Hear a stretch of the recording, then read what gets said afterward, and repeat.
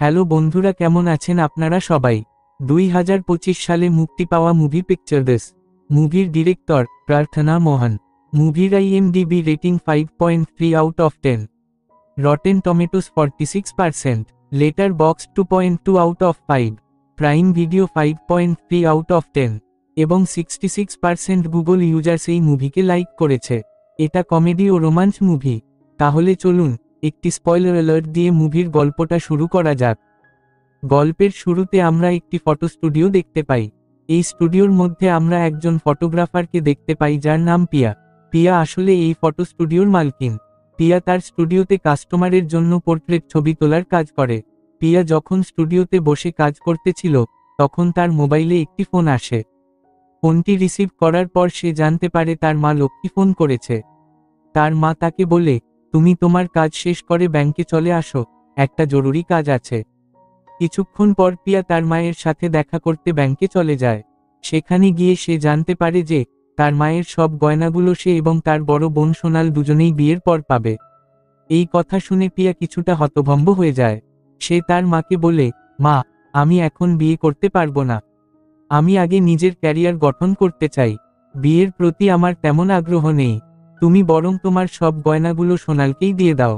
এরপর সন্ধ্যার দিকে পিয়া তার বাড়িতে ফিরে আসে। তারপরের দিন সকালে পিয়া এবং তার অ্যাসিস্ট্যান্ট জয় স্টুডিওতে বসে কাজ করতেছিল। ঠিক তখনই এক ভদ্রলোক স্টুডিওতে এসে পিয়াকে বলে, আমি আপনার স্টুডিওতে একটি পাসপোর্ট সাইজের ছবি তুলতে চাই। পিয়া উত্তরে বলে, দুঃখিত, আমরা পাসপোর্ট সাইজের ছবি তুলি না, আমরা শুধু পোর্ট্রেট ফটোগ্রাফি করি। ভদ্রলোক পিয়ার কথা শুনে স্টুডিও থেকে বেরিয়ে যায়। এই ঘটনা দেখে জয় পিয়াকে বলে, পিয়া, শুধু পোর্ট্রেট ছবি তুলে ব্যবসা টিকিয়ে রাখা সম্ভব নয়। আমাদের বিভিন্ন ধরনের ফটোগ্রাফি করতে হবে। দেখছো তো কয়েকদিন ধরে ব্যবসার অবস্থা ভালো না। যদি কিছু না করি তাহলে স্টুডিও বন্ধ হয়ে যাবে। পিয়া কিছুক্ষণ চুপ করে থেকে বলে, আমি বুঝতে পারছি জয়, তবে আমাদের কি করা উচিত? আমার মাথায় একটা বুদ্ধি এসেছে, কিন্তু জানি না এটা কাজে আসবে কিনা। তাও তোমাকে বলি। সে একটু থেমে বলে, আমার মায়ের কাছে অনেক গয়না আছে। তিনি শর্ত দিয়েছেন যদি আমি বিয়ে করি তাহলে গয়নাগুলো আমাকে দেবে। সেগুলো বিক্রি করলে হয়তো আমরা কিছু টাকা সংগ্রহ করতে পারবো এবং ব্যবসা চালিয়ে যেতে পারবো। কিন্তু সমস্যাটা হলো, আমি এখনই বিয়ে করতে চাই না। আমার প্রথম লক্ষ্য ক্যারিয়ার গঠন করা, যাতে ভবিষ্যতে বড় কিছু করতে পারি। এরপরে সন্ধ্যার দিকে তারা দুইজন একটি আর্ট এক্সিবিশনে যায়। কিছুক্ষণ পর তারা দুইজন সেই আর্ট এক্সিবিশনে চলে আসে এবং পুরো জায়গাটি ঘুরে দেখে। পরিদর্শন শেষে তারা দুইজন রেস্টরুমে বসে বিশ্রাম নিচ্ছিল। তখন জয় বলে, আচ্ছা পিয়া, আমি এই আর্ট এক্সিবিশন পরিদর্শনের সময় অনেক সুন্দর ছেলেদের দেখেছি। তোমার কি কোনো ছেলে পছন্দ হয়েছে? পিয়া জয়ের দিকে তাকিয়ে বলে, দেখো জয়, আমি তোমাকে আগেও বলেছি, এখনও বলছি, বিয়ের প্রতি আমার তেমন কোনো আগ্রহ নেই। আর আমি তোমাকে আরও একটি কথা বলতে চাই। অনেক বছর আগে আমার চার্লি নামের এক ছেলের সঙ্গে ভালোবাসার সম্পর্ক ছিল। কিন্তু পড়াশোনার কারণে আমার চার্লিকে ছেড়ে দিতে হয়েছিল। মানে বলতে পারো আমাদের মধ্যে ব্রেকআপ হয়ে গিয়েছিল। পরের দিন সকালবেলা পিয়া এবং জয় ব্যাগপত্র গুছিয়ে সোনালের বাড়িতে যায়। সেখানে গিয়ে তারা জানতে পারে যে সোনালের বিয়ে ভারতীয় ঐতিহ্য অনুযায়ী হবে, যার জন্য বাড়িতে দীর্ঘদিন ধরে নানা অনুষ্ঠান চলবে। এরপরে তারা সবাই গাড়িতে করে সোনালের হবু স্বামীর বাড়িতে যায়। তারা সবাই বাড়ির ভিতরে প্রবেশ করে এবং সোনালের হবু স্বামী স্যামের সঙ্গে দেখা করে। কিছুক্ষণ পর স্যামের বাড়িতে পিয়ার বাবা মুকুল এসে উপস্থিত হয়।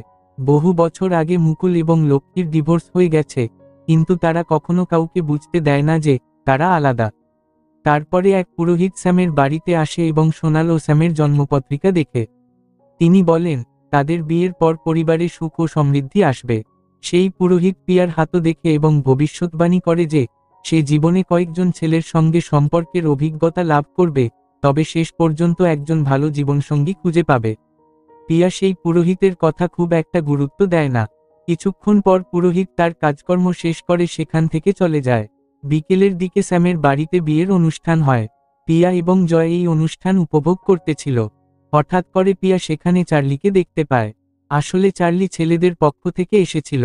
আমরা জানতে পারি যে চার্লি এবং স্যাম একে অপরের পরিচিত। পিয়া এইসব দেখে জয়কে সব ঘটনা জানায়, যা শুনে জয় কিছুটা চমকে যায়। এরপরে তারা সবাই একটি ফ্যামিলি ফটো তোলে যাতে তাদের পরিবারে কোনো বিভেদ বোঝা না যায়।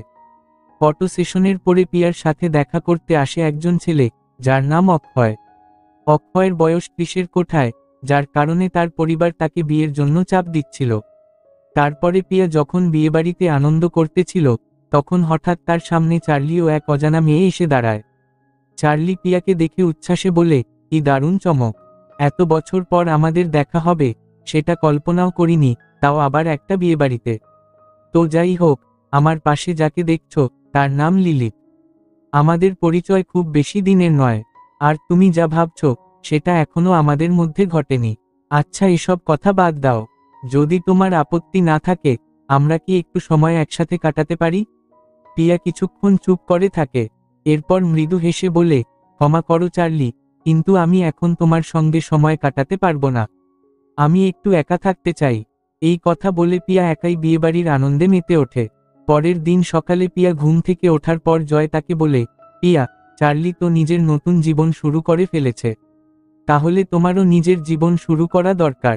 আমার মতে, তুমি নিজের জন্য একজন ভালো ছেলে খুঁজে নাও। জয়ের কথা শুনে পিয়া তার বাবাকে একটি মেসেজ পাঠায় এবং পুরো ঘটনা খুলে বলে। এরপরে পিয়া যখন ফটোশপে কাজ করতেছিল, তখন তার বাবার ফোন আসে। ফোনে তার বাবা বলে, পিয়া, আমি তোমার জন্য একজন ভালো ছেলে খুঁজে পেয়েছি। আমি তার ঠিকানা তোমাকে এসএমএস করে দিচ্ছি। তুমি ওর বাড়িতে গিয়ে তার সঙ্গে দেখা করে নাও। পিয়া তার বাবার কাছ থেকে এই কথা শুনে জয়কে সব ঘটনা খুলে বলে।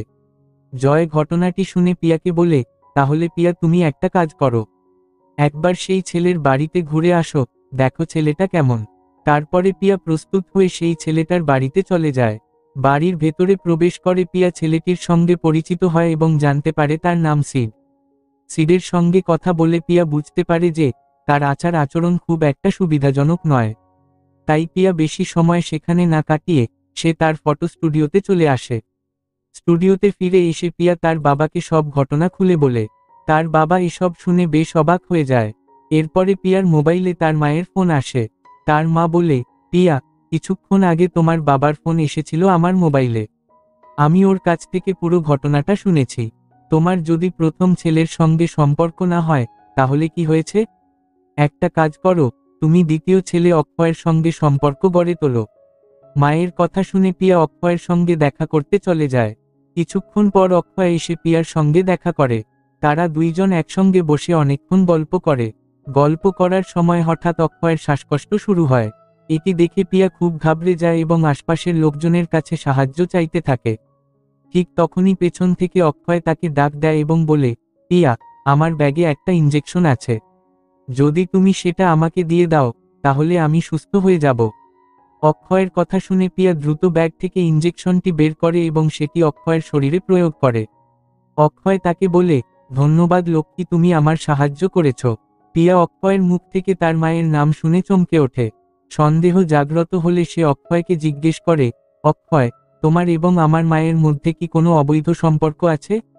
অক্ষয় এক মুহূর্ত চুপ থেকে গভীর শ্বাস নেয়, তারপর সত্যিটা স্বীকার করে, হ্যাঁ পিয়া, তোমার মায়ের সাথে আমার একটি অবৈধ সম্পর্ক আছে। এই কথা শুনে পিয়া প্রচণ্ড রেগে যায়। অভিমান ও ক্ষোভে ফেটে পড়ে সে কোনো কথা না বলেই দ্রুত তার স্টুডিওতে ফিরে যায়। কিছুক্ষণ পর পিয়া তার স্টুডিওতে ফিরে আসে। জয় তাকে জিজ্ঞেস করে, পিয়া, তোমার অক্ষয়ের সাথে সময় কাটলো কেমন? পিয়া যখন জয়কে কিছু বলতেই যাবে, ঠিক সেই মুহূর্তে চার্লি তাদের স্টুডিওতে হাজির হয়। চার্লি বলে, আমি আসলে ছেলেদের পক্ষ থেকে এসেছি। আমি ভেবেছি, যদি আমরা সবাই মিলে বিয়েটাকে আরও জাঁকজমক করে তুলি, তাহলে কেমন হবে? এজন্য আমি পিয়ার সাথে বসে এই বিষয়ে একটু পরামর্শ করতে চাই। তবে পরামর্শ নেওয়ার আগে আমার একটা পোর্ট্রেট ছবি তুলে দাও পিয়া।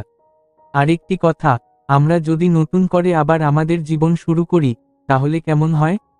চার্লির কথা শুনে পিয়া কোনো উত্তর দেয় না। এরপরে পিয়া তার বড় বোনের ইয়োগা ক্লাসে যায় ইয়োগা করতে। সোনাল হাত দেখিয়ে বলে, ওই যে গিটার নিয়ে বসে থাকা মানুষটাকে দেখছো? উনিই আমাদের ইয়োগা শিক্ষক মাইলো। সোনাল মাইলোকে ডেকে পিয়ার সাথে পরিচয় করিয়ে দেয়। তবে মাইলোর আচার আচরণ পিয়ার কাছে একটু অস্বস্তিকর মনে হয়। তাই সে বেশি সময় না কাটিয়ে চার্লির কাছ থেকে লিফট নিয়ে বাড়ি ফিরে যায়। যাওয়ার পথে পিয়া ও চার্লি তাদের পুরনো সম্পর্ক নিয়ে কথা বলতে থাকে, তারা কি আবার নতুন করে সম্পর্কটা গড়ে তুলতে পারবে? কিন্তু কিছু সমস্যার কারণে সেটা সম্ভব হয়ে উঠছে না। হঠাৎ গাড়ির পেছনের সিট থেকে লিলিত বেরিয়ে আসে।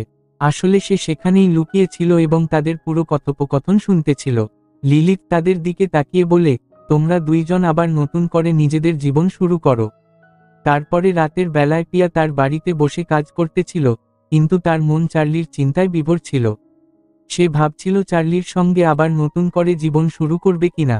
এরপরে সিন কাট হয়ে যায়, আমরা দেখতে পারি যে স্যামের বাড়িতে মেহেন্দির উৎসব চলছে আর সবাই আনন্দে মেতে আছে। উৎসবের মাঝেই পিয়া তার মায়ের কাছে গিয়ে বলে, আমি সব জানি।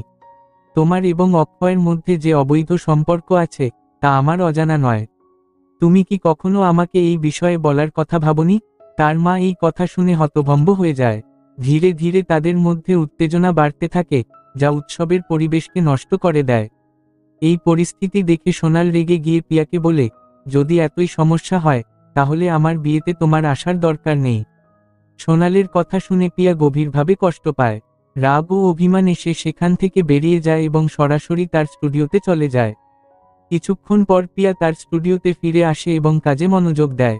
ঠিক তখনই জয় সামনে এসে জানায় যে তাদের কাছে একটি চিঠি এসেছে। চিঠিতে লেখা ছিল যে স্টুডিওটি খালি করতে হবে কারণ দীর্ঘ 2 মাস ধরে আমরা ভাড়া দিতে পারছি না। তাই জায়গার মালিক স্টুডিও ছেড়ে দেওয়ার নির্দেশ দিয়েছে।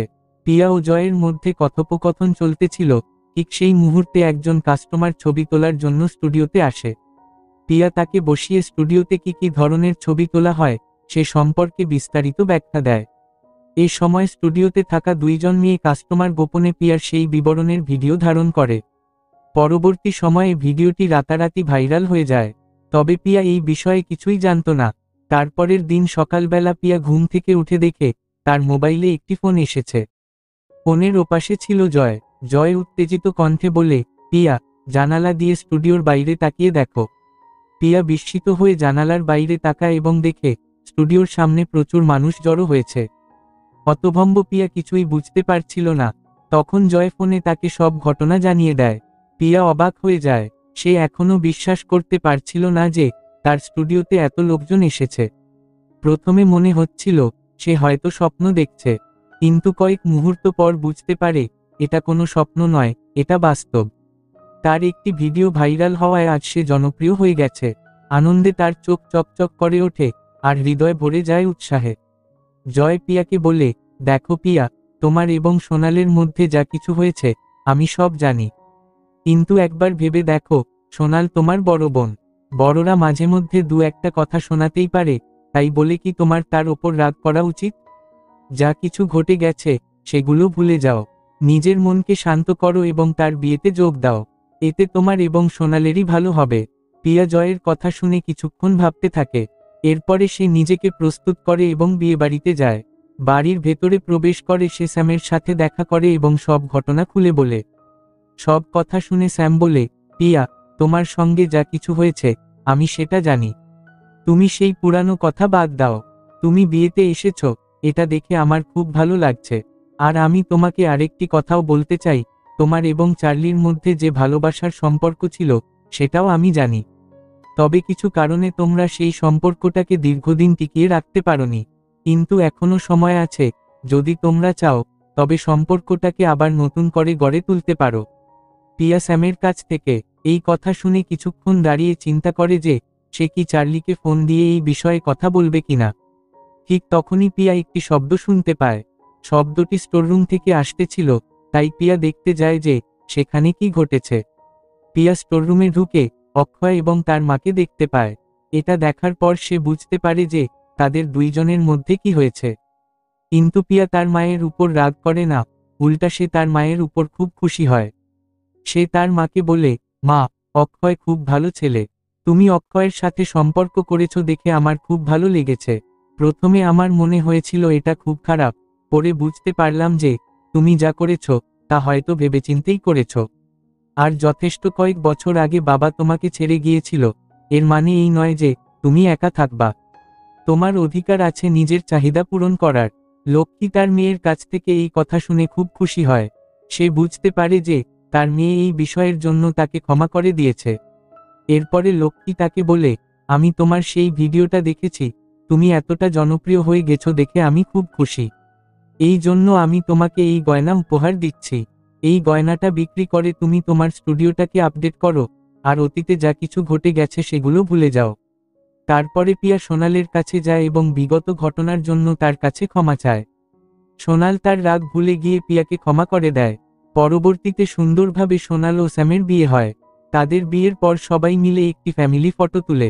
রাতের বেলায় বিয়েবাড়িতে সবাই মিলে আনন্দ উৎসবে মেতেছিল। ঠিক তখনই পিয়ার সামনে এসে হাজির হন পুরোহিত। পুরোহিত পিয়াকে প্রশ্ন করে, তুমি কি তোমার পছন্দের ছেলেকে খুঁজে পেয়েছ? পিয়া দীর্ঘশ্বাস ফেলে উত্তর দেয়, না পুরোহিত মশাই, আমি এখনো আমার পছন্দের ছেলেকে খুঁজে পাইনি। বরং এখন তো মনে হচ্ছে আপনার ভবিষ্যৎবাণী ভুল ছিল। আমি হয়তো এই জন্মে আমার পছন্দের মানুষকে কখনো খুঁজে পাব না। পুরোহিত হেসে বলে, দেখো পিয়া, আমার ভবিষ্যৎবাণী কখনো ভুল হয় না। তোমার এখনো এক ছেলের সঙ্গে কথা বলা বাকি আছে। কে জানে, সেই ছেলেটাই হয়তো তোমার পছন্দের মানুষ। পুরোহিতের কথা শুনে পিয়া বুঝতে পারে তিনি কার কথা বলছেন। এরপরে পিয়া চার্লির কাছে গিয়ে সব ঘটনা খুলে বলে। সে চার্লিকে বলে, দেখো চার্লি, অতীতে যা কিছু ঘটে গেছে সেগুলো আমরা ভুলে যাই এবং নতুন করে আমাদের জীবন শুরু করি। আর আমি তোমাকে আরেকটি কথাও বলতে চাই, আগে যেমন তোমাকে ভালোবাসতাম, এখনো ঠিক তেমনই ভালোবাসি। যদি তুমি কিছু মনে না করো, তাহলে আমরা এই সম্পর্কটাকে টিকিয়ে রাখব। চার্লি পিয়ার কথা শুনে বলে, অবশ্যই পিয়া, আমি তোমার প্রস্তাবে রাজি আছি। আমাদের ভালোবাসার মাঝে যদি কোনো বাধা বিপত্তি আসে, তাহলে আমরা একসঙ্গে লড়াই করে তা দূর করব এবং আমাদের সম্পর্ককে টিকিয়ে রাখব। তারপরে পিয়া ও চার্লি একসঙ্গে নতুন পথ চলা শুরু করে এবং এই থেকে মুভির গল্পটা এখানেই শেষ হয়ে যায়। Thank you for watching. ভিডিওটি যদি ভালো লেগে থাকে তাহলে একটি লাইক করে দেবেন, বন্ধুবান্ধবের কাছে শেয়ার করে দিবেন, কমেন্ট করে আপনার মতামত জানাবেন এবং চ্যানেলে যদি নতুন হয়ে থাকেন চ্যানেলকে সাবস্ক্রাইব করে পাশে থাকা বেল আইকনটি বাজিয়ে অল বাটনে ক্লিক করে দিবেন নতুন ভিডিও নোটিফিকেশন পাওয়ার জন্য। তো আজ এই পর্যন্তই।